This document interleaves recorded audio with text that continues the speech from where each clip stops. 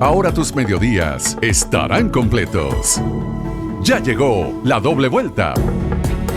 Por Onda, la superestación. Bueno, amigos, definitivamente este tema de 1 de Mayo, del aumento salarial, cuál es la situación económica del país, vuelve otra vez a traer a colación lo que estamos viviendo económicamente hablando en Venezuela. Y estamos, como dicen los economistas, en una crisis importante, una crisis económica, política y social. La crisis económica tiene que ver con esto de que el bolsillo no da, que no te alcanza el dinero que percibes en tu trabajo, por más 2 o 3 trabajos que tengas, no te dan los números, porque la inflación se está comiendo esto. Y bueno, siempre se están haciendo estudios, Toto y queridos amigos oyentes, que son estudios que uno tiene que tomar en cuenta. Y ojalá que en el Ejecutivo se escuchara las conclusiones. ¿Cuáles son las tendencias del consumidor venezolano según Data Analysis? Hoy vamos a conversar con Luis Vicente León, economista, presidente de Data Analysis. Y también tenemos a Carlos Jiménez, director de Useful Agency y Data Analysis, es profesor del IESA también, para conversar sobre estas tendencias del consumidor venezolano. Los saludamos a los dos. Muy buenas tardes. Bienvenido, Hola, bienvenido. Luis Vicente. ¿Carlos también está por ahí? Hola. Hola, Sí, Carlos. Buenas tardes, ¿cómo están? Gracias. Bueno, Luis Vicente, como presidente de Data Analysis, ustedes permanentemente están haciendo estos estudios. ¿Cómo podríamos catalogar la situación económica en este momento? Tomando en cuenta que decían que ya habíamos dejado atrás la hiperinflación, pero hay como un susto grandísimo de volver a entrar en un proceso hiperinflacionario por el tema de inflación que estamos viviendo. ¿Es así o no necesariamente? Bienvenidos a los dos. Muchísimas gracias. Mira, Buenas tardes. la situación económica sigue siendo una situación económica muy volátil, una situación frágil. ¿Por qué? Bueno, porque tú tienes un país que entre el año 2013 y el año 2020 perdió 3/4 partes de su tamaño, de su producción. Y por mucho que el año 21 y 22 fueron unos años un poquito más estabilizadores, con algo de oxigenación a la economía, era oxígeno, pero oxígeno en un avión que estaba volando infinitamente más bajo. Oxígeno como en el piso, no en tu tamaño natural. Entonces, claro, además, esos incrementos o mejoras relativas, siempre relativas a un tamaño muchísimo más pequeño, enanizado, etcétera, eran mejoras que tampoco se pueden proyectar como mejoras que te regresan o que caminan a regresar a tu tamaño clásico. ¿Por qué? Bueno, porque la mayoría de los problemas que tiene la economía venezolana están todavía ahí, problemas de infraestructura, problemas eléctricos, que te hacen como una camisa de fuerza, que a pesar de que tú puedas crecer, no es suficiente lo que puedes crecer porque no tienes energía, no tienes electricidad o no tienes infraestructura suficiente para abordar ese proceso. Entonces, de nuevo, es una mejora dentro de un tamaño más pequeño que tu tamaño clásico. Es como que tú te enanizaste y comenzaste a estirarte, pero digamos, dentro de unos marcos que siguen siendo pequeños. Eso no quiere decir que el consumidor no se sintiera mejor.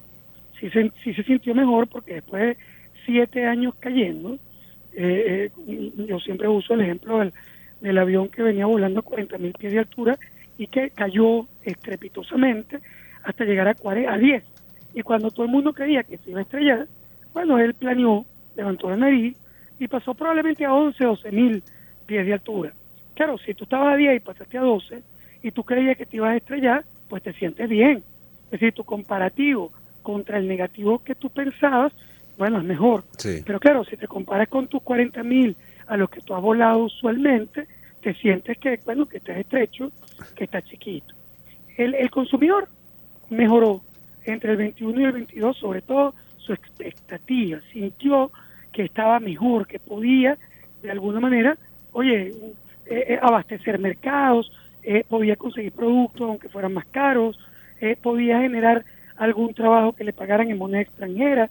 O sea, esas cosas fueron pasando en el 21 y el 22 y fueron buenas en términos de consumo. Pero bueno, este año ha sido complejo, ha sido un año en el que no pudiste seguir creciendo, hay problemas de flujo de caja en dólares, hay problemas, los huecos de corrupción, de evaluación, y bueno, el consumidor está un poco otra vez como mirando a ver cómo lo resuelve. ¿Cómo lo resuelve? Traemos a Carlos Jiménez. Carlos, sé que te tienes que ir, pero rapidito algún comentario tuyo, sobre todo el consumidor, en lo que ustedes encontraron en Data Analysis, ¿encuentra en el mismo lugar todos los productos que necesita o estamos viendo, como en años pasados, que tenía que ir a varios sitios? Sí, cómo no. Fíjate que esto que comenta Luis Vicente es interesante porque un 64%, es decir, casi 2/3 de los consumidores declaran que su poder de compra disminuyó. Y aunque sí, efectivamente, hay una percepción de favorable hasta la situación económica, que más o menos, según una de las encuestas, está alrededor del 55%, un poco más de la mitad considera que su situación personal, que eso es una tendencia generalmente a considerar tu situación mejor que la del resto. Sin embargo, cuando les preguntamos qué te preocupa, el 84% habla del alto costo de la vida. Okay. Es decir, un porcentaje que definitivamente es mayoritario. Un 84% es la mayoría de la gente. Claro.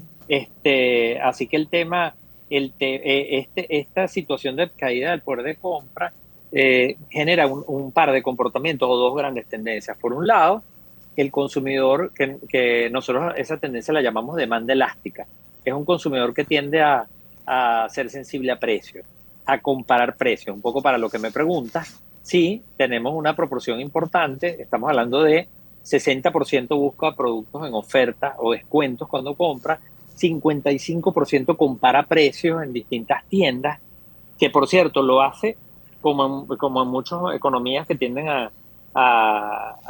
que tiende a aumentar la sensibilidad de precio, pero además lo hace porque el mercado venezolano es un mercado donde hay una volatilidad en los precios o variaciones de precios entre un punto de venta y otro que suelen ser altas. Entonces el consumidor también se ha acostumbrado para cierto tipo de rubros buscar opciones para estar seguro de que el precio es lo más parecido a lo que debería ser. Sí. Entonces hay un grupo de comportamientos que están alrededor de eso, de una demanda elástica, de buscar la productividad del presupuesto, de rendir el dinero. Y después tienes otra tendencia que está como en otro polo, pero que las dos se pueden combinar. La misma persona puede obedecer a dos comportamientos, que es la de buscar compensar la caída del poder de compra. A través, Luis Vicente lo mencionó ahorita, oye, por ejemplo, recibí unos ingresos en dólares porque presté un servicio en una plataforma digital, o hago un servicio de delivery o de taxi, o hago lo que hemos llamado popularmente matar tigres. Ahora nosotros le pusimos un nombre sofisticado a la tendencia porque ya no es. La demanda elástica es la que significa que yo me adapto en mi patrón de compra, pero la otra es consumidor emprendedor, sí, que es ese consumidor que dice, oye, mira, ya va, yo tengo que buscar la manera también de compensar mis fuentes de ingreso para poder defender lo más que pueda o lo mejor que pueda mi poder de compra. Entonces esas son dos de las 5 tendencias que analizamos, que parecieran ser antagónicas, pero que no lo son. Por el contrario, muchos consumidores las combinan ambas, porque mientras vas resolviendo cómo compensas el ingreso, tienes que ajustar tu comportamiento a lo que hay. Claro. Carlos, nos debes un día más completo porque sabemos que te tenemos que retirar, que te tienes que retirar por cuestiones de otros compromisos. Carlos Jiménez, director de Useful Agency y Data Analysis. Nos quedamos un ratico con Luis Vicente, un rato más, porque aquí hay varias cosas interesantes, porque los cambios quizás de patrones del consumidor o los cambios del gusto del consumidor o de sus necesidades en vista de la situación económica, pues los ha llevado a pensar, por ejemplo, y lo hablábamos hoy también porque lo vamos a hacer como un trabajo en la semana, de cambiar una proteína, por ejemplo, Luis Vicente, para irse a unos granos que también son proteínas. En lugar de comer pollo, comen granos y arroz, en lugar de pollo y arroz, que era más o menos el alimento más común de la gente porque era lo más económico antes, ¿no? Sí, fíjate, como mencionaba Carlos, aquí lo clave es entender que se han presentado cambios muy importantes en la conducta de los consumidores. Nosotros estudiamos obviamente el perfil de ese consumidor en términos de sus ingresos, en términos de sus estratos socioeconómicos, de los lugares de compra. Pero una parte fundamental de nuestra investigación es entender la conducta, los cambios de conducta. Y entonces, por ejemplo, una de las conductas que ya Carlos había mencionado es la sensibilidad al precio. Bueno, si suben los precios, él comienza a buscar alternativas, o a reducir el producto, a buscar productos alternativos, productos más baratos. Y en ese caso tú, cuando el tema es extremo, y si tu ingreso no te da, tú podrías ir incluso a cambiarte por productos, digamos, que no necesariamente son equivalentes, ¿no? Aquí tú estás hablando de proteínas, va de carne a granos, etcétera, que también son proteicos, pero con una suficiencia menor. Sí. Pero en todo caso, tú tienes incluso los consumidores que tienen que abandonar algunos tipos de consumo. Exacto. Es decir, porque no tienen ese acceso. Claro, la alimentación siempre es la última que tú sueles reducir, o sea, porque estás defendiendo mucho más la alimentación, o recreación, o vestido, o etcétera.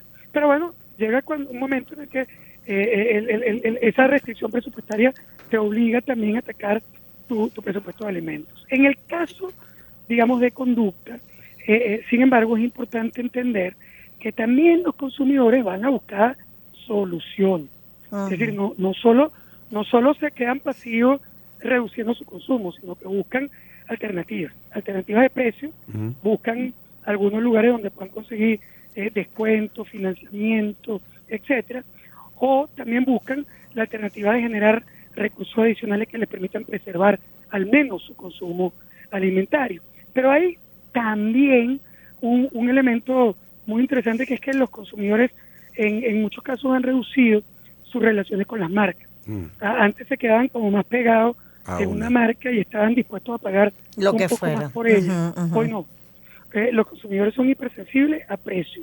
Y por ejemplo, una cosa que hemos notado, que la vamos a presentar en nuestro evento del 11, es que antes, cuando tú le preguntabas qué cosas lo motivaban a comprar, ellos te hablaban de la calidad.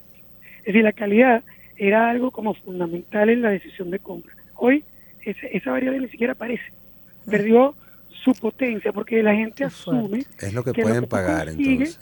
entonces. Uh-huh. Sí, claro. También es verdad que ellos presumen que hoy los productos son más estándar en calidad. Uh-huh. O sea, que no es una cosa que, oye, un producto maravilloso contra un producto que no sirve para nada. Es un poco más, hay unos mejores, unos peores, pero todos de alguna manera cubren al menos las necesidades básicas de ese consumidor. Entonces, ellos están más pendientes del tema de precio, presupuesto, que el tema incluso de marca o calidad de producto. Pero, Entonces, es como toda una respuesta, pues, del consumidor a tratar de surfear su crisis.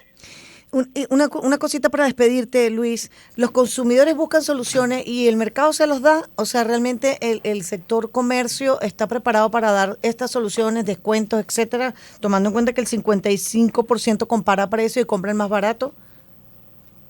No lo estuvo al principio, sobre todo en el año 2021.